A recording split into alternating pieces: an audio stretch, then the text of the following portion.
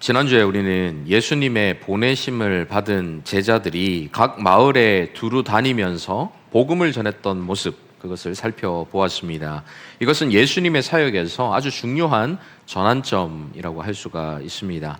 이전까지는 예수님 한 분이 이 갈릴리 지역을 다니시면서 복음을 전하시고 병든 자들을 고쳐주셨지요. 하지만 이제 12명의 제자들이 예수님께로부터 놀라운 권능을 위임받아서 여러 마을들을 다니며 예수님께서 행하셨던 사역을 그대로 행했던 것입니다. 갈릴리 전역에서 동시에 놀라운 사역들이 이루어진 것이죠.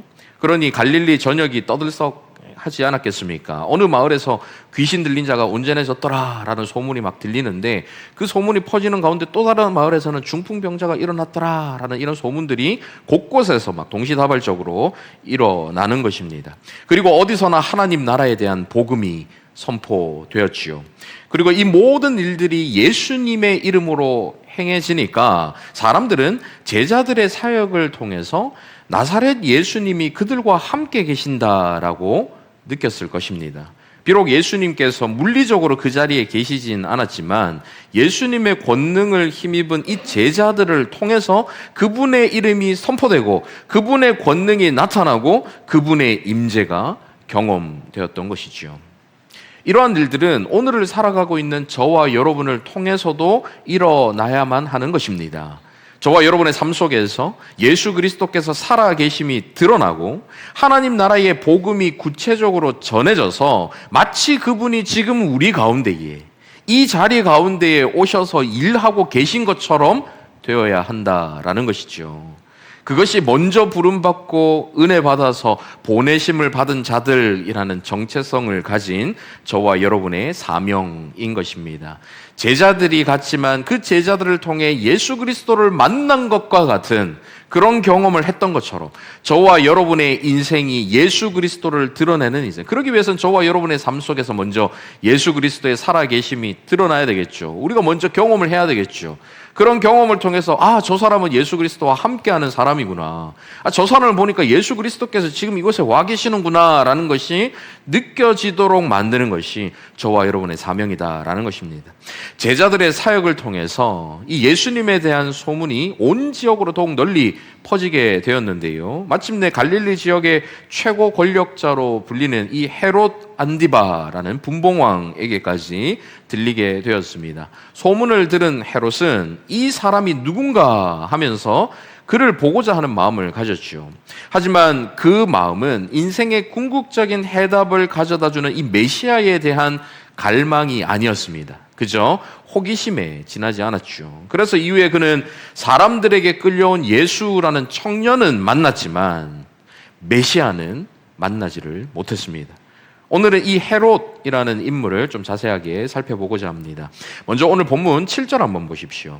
분봉왕 헤롯이 이 모든 일을 듣고 심히 당황하니 이는 어떤 사람은 요한이 죽은 자 가운데서 살아났다고도 하며, 이 모든 일이라는 것은 제자들을 통해서 예수님의 권능이 드러난다, 예수라는 사람에 대한 소문을 이야기하는 것입니다. 성경에는 헤롯이라는 이름의 인물들이 여러 등장을 하는데요. 먼저는 예수님께서 태어나셨을 때에 이 유대 땅을 다스리던 헤롯 왕, 그는 헤롯 대왕이라고 불립니다. 그는 유대인의 왕이 태어나셨다라는 소식을 듣고 자신의 자리가 위협을 받을까 봐 두려워해서 이 베들레헴 지역에서 태어난 2세 이하, 2살 이하의 사내 아이들은 모두 다 죽이도록 명한 아주 잔인한 왕이었지요. 오늘 본문에 나오는 이 분봉왕 헤롯은 바로 이 헤롯 대왕의 아들 헤롯 안디바를 가리키는 것입니다. 분봉왕이라는 것은 한 나라를 분할 통치하는 자라는 뜻입니다. 헤롯 대왕이 죽은 후에 그의 통치권은 그의 아들들에게 분할되어서 나누어졌죠. 그래서 그 아들들이 각 지역마다 분할해서 통치를 하는데, 이 헤롯 안디바는 예수님께서 주로 사역하셨던 이 갈릴리와 베레아 지역, 그 지역을 다스리던 분봉왕이었습니다. 예수님의 전생애가 그의 통치 시절에 전생애가 이루어질 정도로 그는 수십 년간 그 지역을 통치했던 왕이었던 것이죠. 사실 분봉 왕, 이렇게 왕으로 불리기는 하지만 유대 지역 전체가 모두 로마 황제의 손 아래에 있었기 때문에 그의 왕권은 이 황제에게 위임받은 권한이었습니다. 그렇기 때문에 그는 늘 자신의 권력을 빼앗기지 않도록 하기 위해서 작은 일에도 민감하게 반응하고 로마의 눈치를 보고 로마 황제에게 잘 보이기 위해서 애를 쓰면서 살아갈 수밖에 없었던, 이 권력을 잃을까 봐 두려움에 사로잡혀서 살아갈 수밖에 없었던 그런 위치에 있었던 사람이죠. 그런 그가 예수님에 대한 소문을 듣고 심히 당황했다라고 오늘 본문은 기록하고 있습니다. 여기서 당황했다라고 번역되어 있는 단어는 원어를 직역하면 완전히 길을 잃은 상태를 의미하는 것입니다. 어디로 가야 할지 모르고 어떻게 해야 할지 모르는 완전한 소위 말하는 패닉 상태에 빠진 것이죠. 한마디로 정신을 차리지 못할 정도로 혼란과 불안과 두려움에 사로잡혔다라는 뜻입니다. 그래도 그는 왕이라고 불리는 자인데 유대 지역에서 가장 큰 권력을 가지고 있었던 그가 왜 이렇게 당황하고 불안해하며 두려움에 빠지게 되었을까요? 앞서 7절에서 보신 것처럼 예수님에 대해서 어떤 사람이 세례 요한이 죽은 자 가운데서 살아났다라는 이 말을 들었기 때문입니다. 권력을 가진 그가 소문으로 들리는 한마디의 소문만 듣고도 불안에 떨게 된 것이죠. 사실 그 권력이라는 자리 자체가 그를 평안하게 만들어주지 못했다는 것을 볼 수가 있습니다. 누가복음에는 상세하게 나오지 않지만 같은 내용이 기록되어 있는 이 마태복음이나 마가복음에 보면 이 헤롯과 세례 요한에 대한 이야기가 상세하게 기록되어 있는 것을 볼 수가 있습니다. 먼저 마가복음 6장 17절 18절 한번 보십시오. 전에 헤롯이, 이 헤롯은 헤롯 안디바입니다.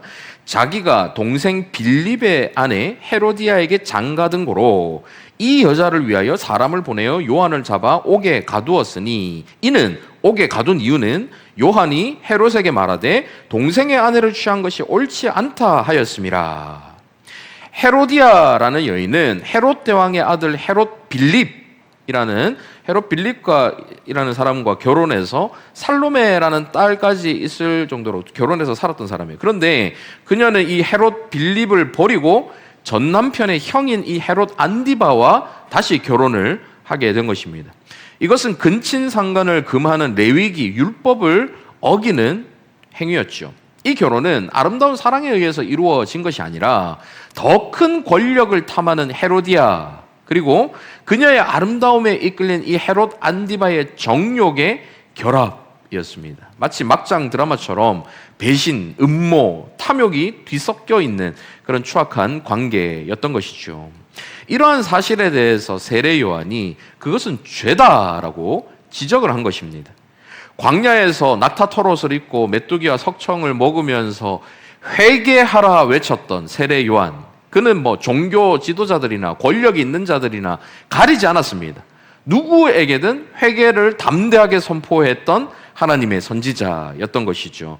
그런 그가 헤롯의 죄악에 대해서 공개적으로, 그리고 한 번만 이야기한 게 아니라 지속적으로 반복적으로 지적을 합니다. 이러한 요한의 지적에 헤로디아 자기에게 지적한 거 똑같잖아요. 헤롯 왕에게 죄를 지적하는 것은. 그러니까 이 헤로디아가 요한을 미워하는데 죽이고 싶을 정도로 요한을 미워하게 된 것이죠. 하지만 의외로 헤롯은 요한을 그렇게까지 미워하지는 않습니다. 마가복음 6장 20절에는 요한에 대한 헤롯의 복잡한 심리를 보여주는데요. 헤롯이 요한을 의롭고 거룩한 사람으로 알고 두려워하여 보호한다는 건 헤로디아로부터 보호한다는 뜻입니다. 또 그의 말을 들을 때에 크게 번민을 하면서도 달갑게 들으미러라. 헤롯은 요한이 의롭고 정직한 사람이라는 것을 알았어요. 그가 하나님의 사람이라는 것을 인정했습니다. 그리고 요한을 두려워했죠. 이 두려워하는 것은 요한을 따르는 무리가 많았기 때문에 밀란을 두려워하는 정치적인 두려움도 포함되어 있었고, 그가 하나님의 사람이라는 것을 알았기 때문에 오는 영적인 두려움도 가지고 있었을 것입니다. 그래서 자신의 잘못을 지적하는 요한의 말을 듣고 그는 양심의 가책을 느꼈던 거죠. 하지만 그럼에도 그는 헤로디아를 향한 자신의 욕망을 포기할 수가 없었습니다. 그래서 양심의 소리와 자신의 욕망의 소리, 그 양심과 욕망 사이에서 갈등하게 되죠. 결국에는 양심의 소리가 묻히고 자신의 탐욕, 그 정욕, 그 욕망의 소리가 이기게 됩니다. 여기서 주목할 부분은 헤롯이 요한의 말을 들을 때에 달갑게 들었다라는 점이죠. 그는 요한이 말하는 의로움, 거룩함, 진리의 선포에 대해서 매력을 느꼈던 것입니다. 인간의 마음 깊은 곳에는 누구나 진리에 대한 갈망이 있습니다. 아무리 죄 가운데 살아도 인간은 의로움을 동경하게 되어 있죠. 더러운 곳에서 살아도 깨끗함, 정결함을 동경하는 것입니다. 어둠 가운데 빠져 살아도 빛을 갈망하고 동경하게 되는 것이죠. 비록 죄로 인해 왜곡되고 뒤틀렸지만 인간 안에는 거룩하신 하나님의 형상으로 지음받은 인간이기 때문에 그 형상이 남아 있어요. 그러니까 거룩에 대한 갈망, 영원을 사모하는 마음, 진리를 향한 갈망이 하나님을 알지 못하는 그냥 일반적인 인간들이라 하더라도 그 마음속에 그것이 남아있다라는 것입니다. 물론 완전하진 않죠. 온전하지 않아서 그 진리에 향한 갈망은 어렴풋이 있더라도 이 헤롯처럼 그냥 묻어버리고 무시하고 이렇게 살아가는 사람들이 많지만, 그럼에도 일반 사람들 안에 하나님을 향한 갈망하는 마음이 있어서 누구도 핑계치 못하게 하나님께서 만드신 것입니다. 헤롯도 요한의 말을 들을 때에 요한에게서 자신이 가지지 못했던 정결함, 거룩함, 진리, 정직 이런 것들을 발견하게 된 것입니다. 하지만 문제는 그가 단순히 듣는 것을 즐기기만 했을 뿐이지 구체적인 행동의 변화나 삶의 변화는 전혀 나타나지 않았다라는 것이죠. 헤롯의 비극은 그가 양심의 소리를 들었지만 그 소리를 무시하고 순종하지 않았다는 것, 그것에서 시작을 합니다. 이것이 바로 죄의 본질이죠. 죄라는 것은 단순히 모르는 것, 무지에서 나오는 것이 아닙니다. 알면서도 거역하는 것, 그게 바로 죄이죠. 이 선악을 알게 하는 나무의 열매를 먹으면 안 된다는 거 알지만 알면서도 먹는 것, 이게 바로 죄인 것입니다. 하나님께서 양심의 가책을 느끼게 하시는데 그 양심의 소리를 듣고도 거부하고 그 소리를 따르지 않는 것, 그것이 바로 죄인 것이죠. 헤롯에게는 이 양심의 소리를 따라야 했던 또 다른 기회가 있었습니다. 자신의 생일에 헤로디아의 딸인 이 살로메가 그의 앞에서 춤을 췄는데요. 아마 10대 후반 정도 되지 않았을까 싶습니다.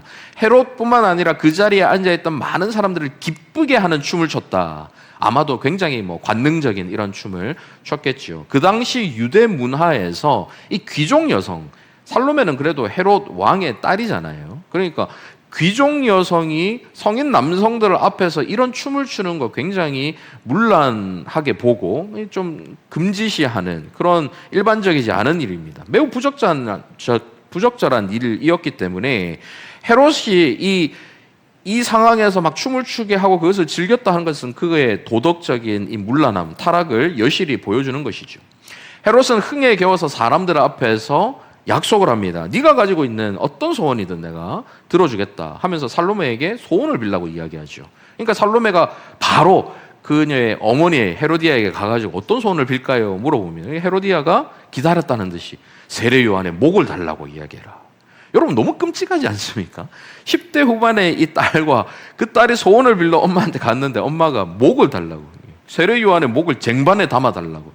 이 완전 막 스릴러 영화나 호러 영화에 나오는 사이코패스 같은 그런 모녀이지요. 아주 끔찍한 것을 요청합니다. 그때 헤롯이 어떤 반응을 보였는지 한번 보십시오. 마가복음 6장 26절입니다. 왕이 심히 근심하는 거예요. 그럼에도 자기가 맹세한 것과 그 앉은 자들로 인하여 그를 거절할 수 없는지라.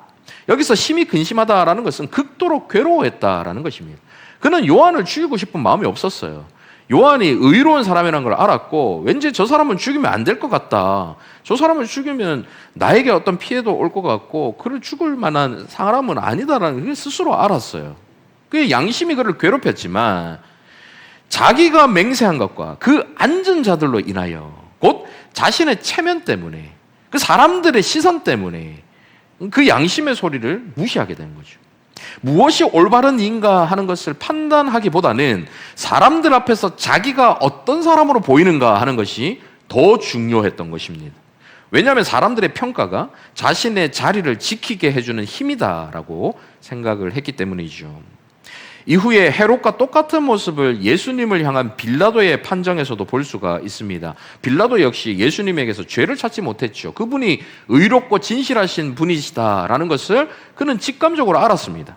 그래서 그냥 뭐 좀 때려서 돌려보내라 이렇게 이야기를 하고 싶었는데, 많은 사람들, 군중들이 막 십자가에 못 박으려고 하니까 자기의 자리가 흔들릴까 봐, 자신의 권력을 잃을까 봐 그는 두려워서 빌라도 역시 의로우신 예수님을 십자가의 길로 내몰게 되지요. 두 사람 모두 자신들이 가지고 있는 그 권력을 스스로 지키려고 하니까 양심의 소리까지도 무시하게 된 것입니다. 결국 헤롯은 메시아의 오실 길을 예비하는 가장 위대한 선지자를 죽이는 최악의 선택을 하게 되지요. 그리고 그 선택의 결과로 그는 깊은 죄책감에 사로잡히게 됩니다. 그래서 오늘 본문에 나오는 것처럼 예수님의 소문을 들었을 때 그는 요한이 살아났다라고 생각하며 심히 당황하고 두려워하게 된 것이죠. 죄악된 길이 가져다주는 가장 끔찍한 것은 그 길 끝에 우리를 죽도록 괴롭히는 죄책감과 두려움이 있다라는 사실입니다. 여러분, 죄책감과 두려움을 가지고는 제대로 된 삶을 살아갈 수가 없습니다. 그 자체로 지옥이고 죽음과 같은 삶이죠. 어떤 기쁨도 어떤 행복도 누릴 수가 없습니다. 우리를 얽어매는 이 족쇄가 되어서 자유를 잃어버리게 만드는 것, 그것이 바로 죄책감과 두려움이라는 것이죠. 여기서 우리는 중요한 진리를 발견하게 됩니다. 그것은 헤롯이 가지고 있는 부유함도, 그가 가지고 있는 권력도, 그가 채웠던 어떤 쾌락도 그의 죄책감과 두려움을 해결하지 못했다라는 사실이죠. 그는 그 모든 것을 가졌던 인물입니다. 하지만 그는 평안하지 못했습니다. 오히려 그가 더 많이 소유할수록 자기가 가지고 있는 그 많은 것들을 잃어버릴까 봐 더 큰 두려움에 사로잡히고 말이죠. 모두가 부러워하고 우러러보는 권력을 소유하고 있었지만 그는 오히려 그 자리를 지키기 위해서 늘 안절부절하고 말아요. 그러니까 작은 소문 한마디에도 흔들리고 불안해하는, 불안정한 인생을 살아가는 거죠. 사람들의 눈치를 보고 사람들의 표정 하나, 사람들의 칭찬과 인정 하나에 일희일비하는 그의 인생이 좌우되는, 이것이 무슨 행복한 삶입니까? 이것이 무슨 가치 있는 삶이 될 수가 있겠습니까? 불안정하고 불안한 인생, 두려움에 사로잡힌 인생이 된 것이죠. 두려움은 이렇게 소유의 증가에 비례해서 증폭합니다. 가진 것이 많을수록 그 많은 것을 잃어버릴까 봐 두려워하고 불안해지는 거죠. 그렇게 자기 스스로의 힘으로 자신이 가진 많은 것을 지키려고 하니까 얼마나 불안하고 두려웠겠습니까? 그 스스로는 알잖아요. 자기가 얼마나 한계가 많고 연약한 인간인지. 내 능력이 이 정도밖에 안 되는데 내가 가지고 있는 건 이만큼이 되니까 내 능력으로 지킬 수 없음을 아니 불안하고 두려울 수밖에 없는 것입니다. 그렇게 스스로의 힘으로 지키려고 하니까 양심의 소리나 선지자가 외치는 이 회개의 외침에 귀를 기울이기보다는 사람들의 반응에 신경을 쓰게 되고 눈에 보이는 현실에 흔들리게 되는 거죠. 그러니 어긋나고 죄악된 길로 빠져들어가는 선택을 계속해서 막 떠밀리듯이 하게 되고, 그럴수록 그 죄책은 더 큰 두려움으로 자신에게 다가옵니다. 이렇게 완전 악순환이죠. 계속해서 두려움이 생기는 그 두려움으로 인해서 더 큰 두려움이 계속해서 일어나는, 이것이 헤롯이 가지고 있는 두려움이 생성되고 확장되는 원리, 메커니즘인 것입니다. 그런데 문제는 이러한 헤롯의 모습이 시대를 초월한 아주 보편적인 인간의 모습을 보여준다라는 사실입니다. 곧 저와 여러분의 내면에서도 이 헤롯의 내면 안에서 일어나는 원리, 이 동일한 메커니즘이 일어날 수 있다라는 것이죠. 옳은 줄 알면서도 순종하지 못하는 연약함, 가진 것을 잃어버릴까 봐 떨고 있는 상실에 대한 공포, 사람들의 시선에 묶여서 체면이 양심을 압도하는, 비록 양심의 소리는 하나님의 말씀을 들었을 때 내 안에서 성령님께서 외치시는 그 소리에 나는 반응해서 이러면 안 되는데 라는 소리가 있음에도 불구하고 체면이, 사람들의 시선이 그것을 압도해서 결국에는 어긋난 행동을 하게 하는 모습, 스스로의 힘으로 자신을 지키려고 하는 이 통제 집착이 일으키는 불안감, 이런 것들이 우리의 내면을 가득 채우고 있다면 우리 역시도 헤롯과 별반 다를 게 없는 죄책과 두려움에 사로잡힌 비극적이고 불행한 삶을 살아갈 수밖에 없다라는 것이죠. 그렇다면 이런 두려움을 어떻게 끊어낼 수가 있을까요? 먼저는 오늘 본문에서 나오는 헤롯의 실패에서 답을 한번 유추해 봅시다. 오늘 본문 9절을 한번 보십시오.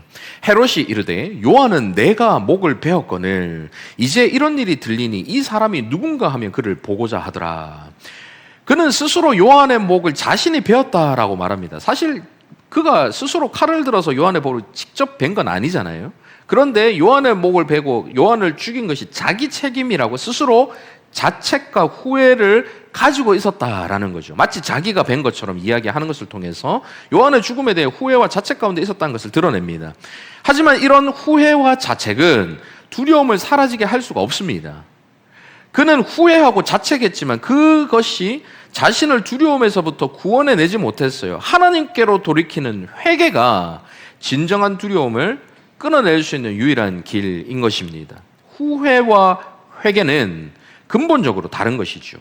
후회는 과거를 돌아보면서 자책하는 것을 말합니다. 내가 그때 그렇게 하지 않았더라면, 거기서 끝나는 것이 후회이죠. 그러면서 자기 자신의 능력을 신뢰합니다. 다음번에는 더 잘할 수 있을 거야. 내가 그때로 돌아가면 나는 그런 선택을 하지 않을 거야. 다음에 똑같은 일이 일어나면 나는 절대로 똑같이 하지 않을 거야.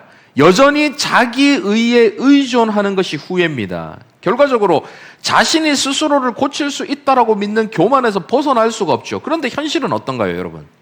똑같은 일이 또 일어나면 정말로 다른 선택을 하게 될까요? 물론 그때 후회하는 그 일이 있는 그대로 일어나지 않아요.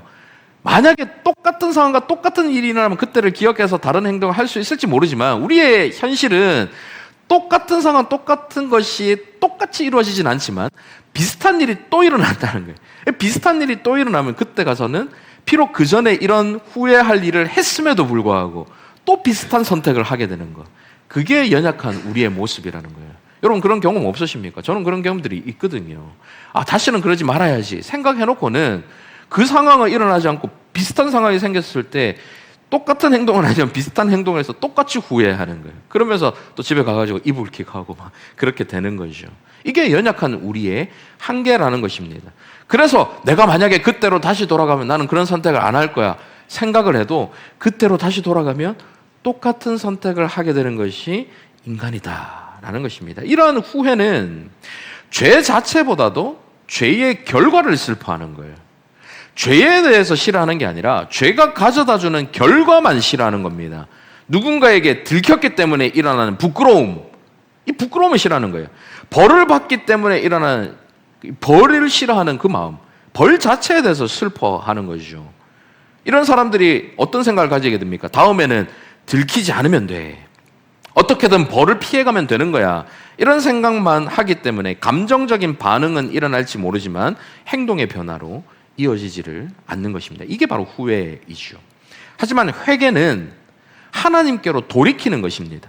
죄 자체에 초점을 맞추죠. 죄의 결과도 물론 싫어하지만 그 죄의 결과를 낳은 죄 자체에 초점을 맞춰서 이 죄로 인해서 하나님께서 얼마나 슬퍼하실까, 이 죄로 인해서 하나님의 거룩이 얼마나 거슬러질까 하는 그것에 슬퍼하는 것입니다. 회개는 자신이 스스로 변화될 수 없다라는 사실, 다시 기회가 주어진다 하더라도 더 나은 선택을 할 수 없다라는 그 사실, 곧 자신의 무능력을 철저하게 인정하는 것을 말하는 것이죠. 그렇기 때문에 더욱더 하나님의 은혜를 구할 수밖에 없습니다. 하나님, 저는 다시 그때로 돌아가더라도 똑같은 선택을 할 것 같아요. 이런 연약한 자이기 때문에 저는 하나님이 필요합니다. 하나님의 도우심이 필요합니다. 하나님께서 저를 도와주십시오. 하나님 앞으로 나아가는 것이 바로 회개인 것입니다. 그렇게 하나님을 의지하며 하나님께로 돌이키는 회개를 하는 사람은 하나님께서 그의 삶을 바꿔주시기 때문에 그의 생각과 행동이 구체적인 변화를 보일 수가 있는 것이죠.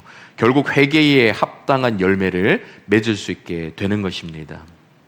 헤롯은 자신이 요한의 목을 베었다라고 자책하고 후회했습니다. 그래서 심히 근심하고 두려워했죠. 하지만 그는 진정으로 회개하지 않았기 때문에 하나님께로 돌아가지도 않았고 용서를 구하지도 않습니다. 헤로디아를 버리지도 못했고 여전히 그 욕망 속에 사로잡혀서 자신의 삶을 전혀 바꾸지를 못했죠. 그의 후회는 그를 더 큰 두려움에 매여 살게 만들었습니다.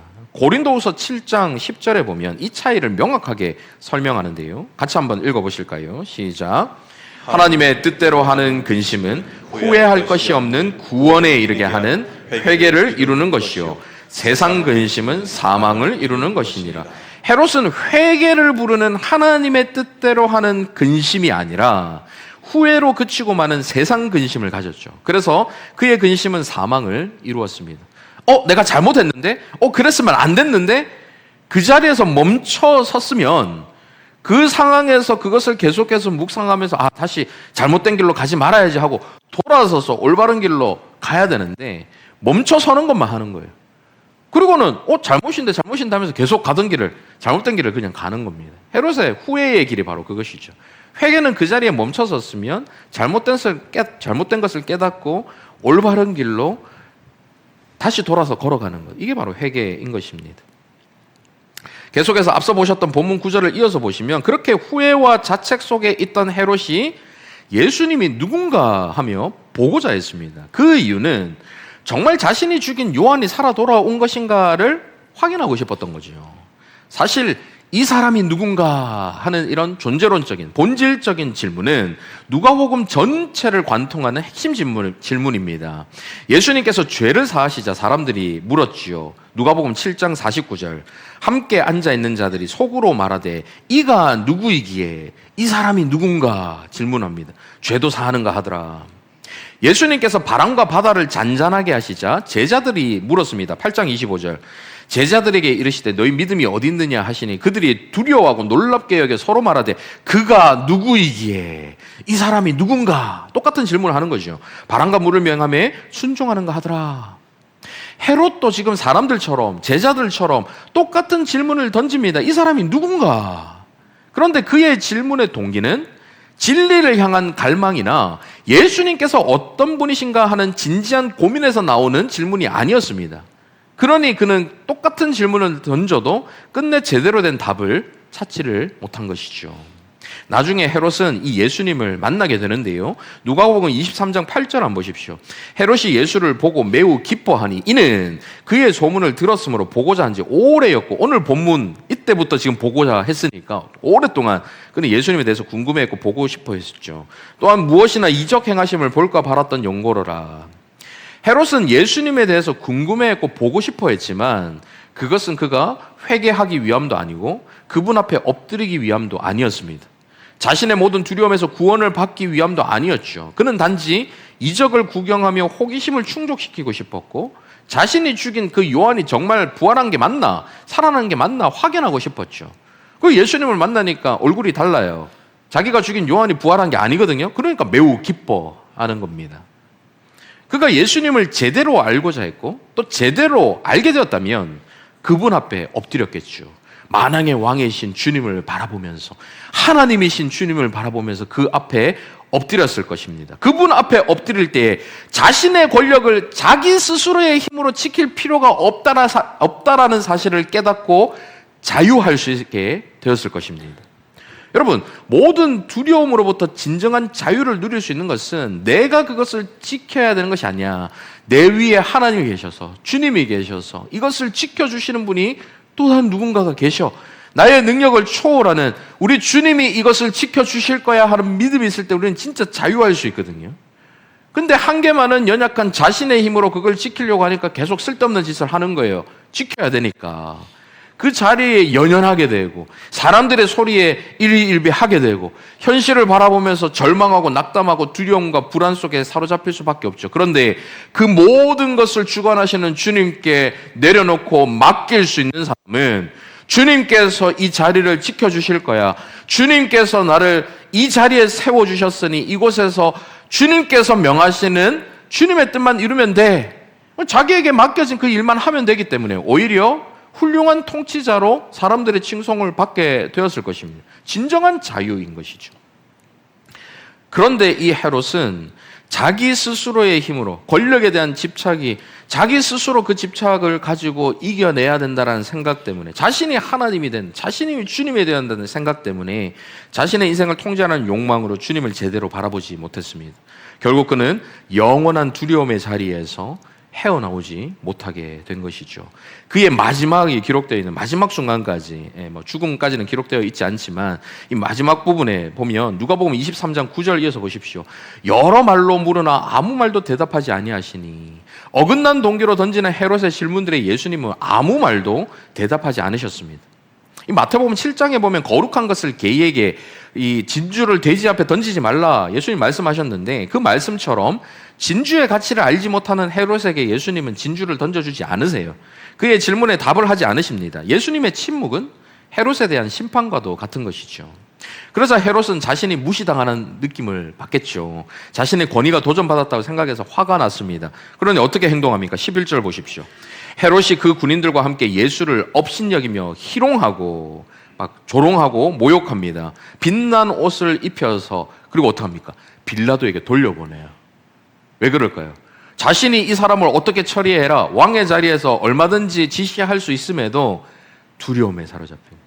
이 사람이 지금 인기 많은 사람인데 괜히 내가 이 사람을 막 처벌했다가 사람들이 일어나서 자신의 그 권력을, 그 자리를 위협하면 어떡하지? 끝까지 두려움 속에서 비겁하게 자신이 그 결정을 내리지 않고 빌라도에게로 돌려보냅니다. 평생 두려움에서 벗어나지 못하는 비참한 삶을 살았죠. 헤롯의 실패에서 우리는 우리 가운데 있는 두려움을 몰아내는 원리를 발견하게 됩니다. 곧 회개를 통해 하나님께로 돌이키고 예수 그리스도를 주님으로 인정하며 그분 앞에 엎드리는 것이죠. 로마서 8장에서 선포하는 것과 같이 그리스도 예수 안에 있는 자에게는 결코 정죄함이 없습니다. 그분은 우리를 사로잡는 모든 자책과 후회에서 해방시켜 주시는 분이시죠. 정죄가 사라질 때에 두려움의 근원이 모두 마르게 됩니다. 우리 스스로 자책하는, 후회하는 이 모든 것에서부터 벗어나게 해주시는 분이 그리스도 예수, 그분이시기 때문에 그분 안에서 우리는 진정한 자유를 누릴 수 있는 것이죠. 로마서 8장 15절도 한번 보십시오. 같이 읽어보실까요? 시작. 너희는 다시 무서워하는 종의 영을 받지 아니하고 양자의 영을 받았으므로 우리가 아빠 아버지라고 부르짖느니라. 예수 그리스도로 인해 우리는 더 이상 두려워하는 종, 무서워하는 종이 아니라 사랑받는 자녀의 신분으로 변화된 것입니다. 그리고 그분의 사랑은 우리의 모든 두려움을 사라지게 해주는 것이죠. 요한 1서 4장 18절 같이 읽습니다. 시작. 사랑 안에 두려움이 없고 온전한 사랑이 두려움을 내쫓나니 두려움에는 형벌이 있음이라. 두려워하는 자는 사랑 안에서 온전히 이루지 못하였느니라. 저와 여러분이 가지는 두려움은 돈이 해결해 줄 수 있는 것이 아닙니다. 오히려 돈이 많으면 그것을 잃을까봐 없던 두려움도 막 생기게 되는 거예요. 그 두려움은 돈이 많아지면 많아질수록 잃을 게 많아지기 때문에 더욱더 커질 수밖에 없는 것이죠. 권력으로도 해결할 수가 없습니다. 그 권력의 자리를 지키기 위한 두려움이 오늘 보신 헤롯이나 빌라도와 같이 불행하게 만드는 거예요. 오직 십자가에서 보여주신 예수 그리스도의 온전한 사랑만이 모든 두려움을 내쫓을 수 있는 것입니다. 이 말씀은 우리가 돈을 가지면 안 된다, 권력을 가지면 안 된다라는 말씀이 아니에요. 그리스도인에게도 돈이 필요하죠. 권력의 자리에 앉을 필요가 있습니다. 그 자체를 주인으로 삼아서 그것이 마치 내 인생을 좌지우지할 것처럼 여겨서는 안 된다라는 거예요. 그 돈보다 위에 계신 주님, 그 권력의 자리보다 위에 계신 만왕의 왕이신 그 왕의 다스리심 아래 있을 때에 내가 가지고 있는 것을 잃을까 봐 두려워 벌벌 떠는 이러한 두려움에서 벗어날 수 있다라는 말씀인 것입니다. 이제 말씀 맺겠습니다. 오늘 말씀 앞에서 저와 여러분의 내면을 돌아볼 수 있으면 좋겠습니다. 우리는 옳은 줄 알면서도 순종하지 못하는 분열 속에 살아가고 있지는 않은가. 양심의 소리와 나의 의지의 욕망의 소리, 이것이 막 분열을 일으켜서 그 분열 속에 살아가고 있지는 않은지, 가진 것을 잃을까 봐 두려워하며 살고 있지는 않은지, 다른 사람들의 시선에 사로잡혀서 하나님 앞에서 정직함을 잃어버리고 살아가지는 않는지, 내 삶의 모든 것을 내 손 안에 쥐려고 하며 불안해하고 있지는 않은지, 내 안에 있는 이 헤롯을 인정하는 것이 두려움에서 벗어나는 자유, 치유, 회복의 시작입니다. 그렇게 스스로의 모습을 발견하고 그 내면의 헛된 것들이 아니라 예수로 충만 충만하게 채워질 때에 우리는 두려움에서 완전히 벗어나 자유롭게 살아갈 수 있게 되는 거죠. 내 마음속에 있는 두려움의 크기는 내 마음속에 예수님이 얼마나 크게 자리 잡고 계신가 아닌가에 달려 있습니다. 예수님이 내 마음속에서 크게 자리 잡는 게 아니라 작게 계시면 내 마음속에 두려움은 더욱더 커지게 되죠. 예수님이 내 마음속에 더욱더 크게 자리 잡고 충만하게 채워지면 그만큼 두려움이 작아지고 사라지게 되는 것입니다. 오늘 말씀을 붙들고 두려움 많은 현실 속에서도 예수 그리스도 안에서 참 평안과 자유를 누리며 살아가는 저와 여러분 다 되시기를 간절히 바랍니다. 아멘. 말씀을 생각하며 충만이라는 찬양 함께 고백하시겠습니다. 무명이어도 공허하지 않은 것은 예수 안에 난 만족함이라. 가난하여도 부족하지 않은 것을 예수 안에 오직 나는 부요함이라. 고난 중에도 견뎌낼 수 있는 것은 주의 계획 믿기 때문이라. 실패하여도 일어설 수 있는 것은 예수 안에 오직 나는 승리함이라. 난 예수로 충만하네. 난 예수로 충만하네. 난 예수로 충만하네. 영원한 왕 내 안에 살아계시네. 내 몸이 약해 낙심하지 않는 것은 예수 안에 난 완전함이라. 화려한 세상 부럽지 않은 것은 난 예수로 헛된 것이 아니라 예수로 충만함이라. 그래서 우리는 이렇게 고백합니다. 난 예수로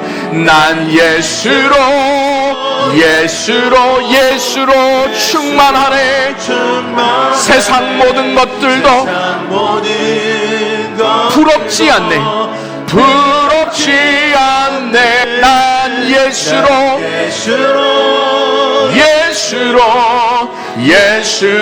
충만하네. 영원한 왕 내 안에 살아계시. 난 예수로 만왕의 왕이신 예수, 그 예수로 충만하니 세상 모든 풍파도 더 이상 두렵지가 않습니다. 두려움을 몰아내는 예수. 난 예수로 충만하네. 영원한 왕 내 안에 살아계시네.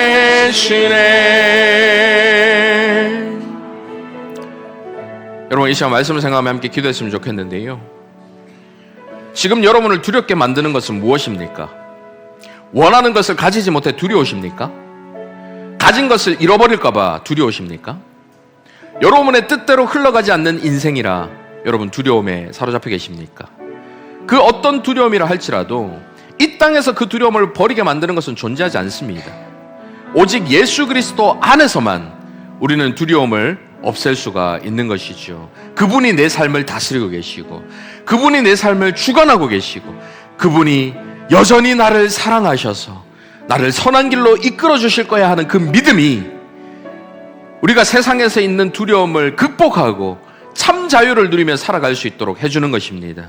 이 시간 함께 기도하실 때 예수로 충만하여 모든 두려움 버리고 참 평안과 자유를 누리며 살아갈 수 있도록 인도하여 주시옵소서. 함께 기도하며 나가도록 하겠습니다. 자비로우신 아버지 하나님, 우리의 인생 속에서 여러 가지 어려움, 고난 속에 두려움이 사로잡힐 때가 있습니다.